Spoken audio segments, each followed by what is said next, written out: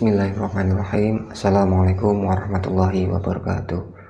Alhamdulillah, puji syukur senantiasa kita panjatkan kehadirat Allah Subhanahu wa taala atas segala nikmat yang senantiasa diberikan kepada kita semua hingga hari ini, sehingga kita masih dapat bertemu kembali dengan bulan yang mulia, bulan Ramadan pada tahun ini. Sholawat serta salam senantiasa kita limpah dan curahkan kehadirat junjungan kita Nabi Agung Muhammad Sallallahu Alaihi Wasallam, suri tauladan bagi umat muslim dimanapun berada.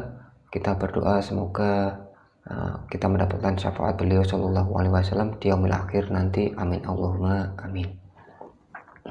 Sobat sowan yang dirahmati Allah, Allah berfirman di dalam Al-Quran, A'udzubillahi minasyaitonirrajim, Bismillahirrahmanirrahim. Syahrul Ramadan alladzi unzila fihil Qur'an hudal linnasi wa bayyinatin minal huda wal furqan.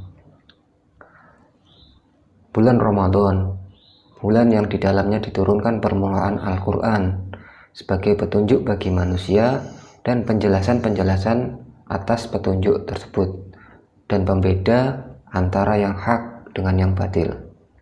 Quran Surat Al-Baqarah ayat 185.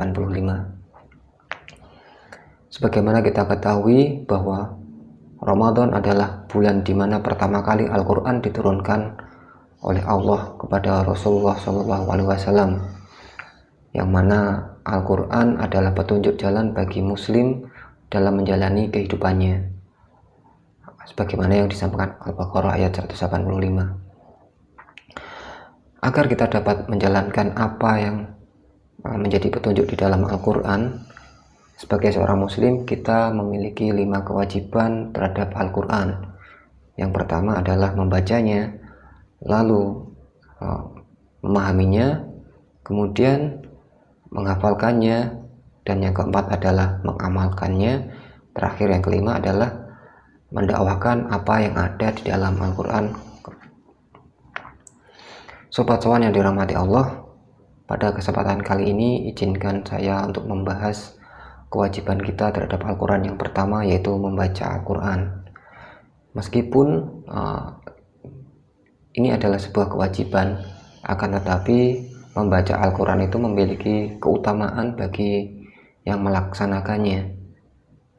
Di antaranya adalah membaca Al-Quran itu adalah sebuah perdagangan atau perniagaan yang tidak akan pernah merugi.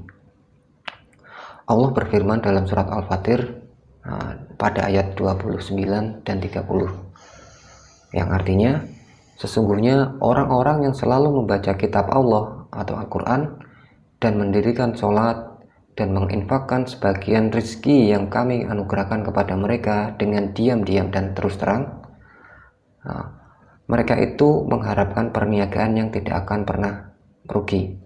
Dilanjutkan di ayat 30, agar Allah menyempurnakan pahalanya kepada mereka dan menambahkan karunia-Nya.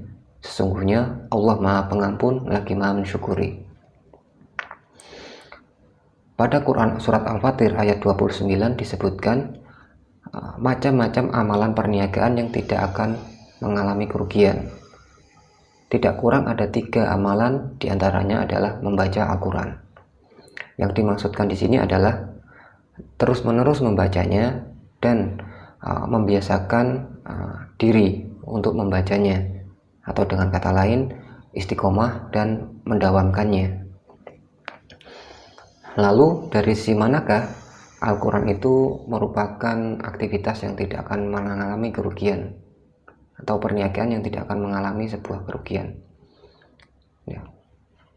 Kita tidak akan mengalami kerugian karena membaca Al-Quran itu sendiri, setiap kali kita membaca satu huruf Al-Quran, kita akan dibalas dengan ganjaran 1 kebaikan, lalu dilipatkan kembali menjadi 10 kebaikan semisalnya, sebagaimana yang disabdakan oleh Rasulullah SAW, yang diriwayatkan oleh Imam Tirmizi, an Abdullah ibnu Mas'ud radhiyallahu anhu yaqul, qala Rasulullah SAW, man qara'a harfan min kitabillahi falahu bihi hasanah wal hasanatu bi asri amsalihha, la aqulu alif lam mim harfun walakin alif harfun, walam harfun, wa mim harfun. Dari Abdullah ibnu Mas'ud radhiyallahu an berkata, Rasulullah SAW bersabda, barang siapa yang membaca satu huruf Al-Quran, maka baginya satu kebaikan atas apa yang dibacanya tersebut. Satu kebaikan dilipatkan menjadi 10 kebaikan semisalnya.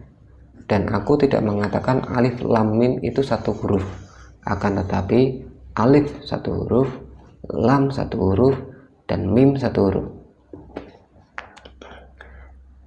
Ya. Sehingga alif lam mim itu menjadi 3 huruf. Nah, semoga kita dapat memanfaatkan momentum Ramadan kali ini dan meraih kebaikan dalam membaca Al-Quran, terutama di bulan Ramadan ini, yang mana pahalanya dilipat gandakan hingga 700 kali lipat. Terakhir, Rasulullah SAW bersabda ketika beliau ditanya oleh salah satu sahabat, ya Rasulullah, amalan apa yang paling dicintai oleh Allah Subhanahu wa taala? Kemudian Rasulullah menjawab, amal kebaikan yang paling dicintai oleh Allah adalah amalan yang kontinu, amalan yang senantiasa dijalankan walaupun nilainya itu kecil atau sedikit. Semoga kita dapat istiqomah melanjutkan kebiasaan membaca Al-Quran baik di bulan Ramadan dan setelahnya, serta bertahap meningkatkan kualitas bacaan Al-Quran kita. Wallahu a'lam bishawab. Wassalamualaikum warahmatullahi wabarakatuh.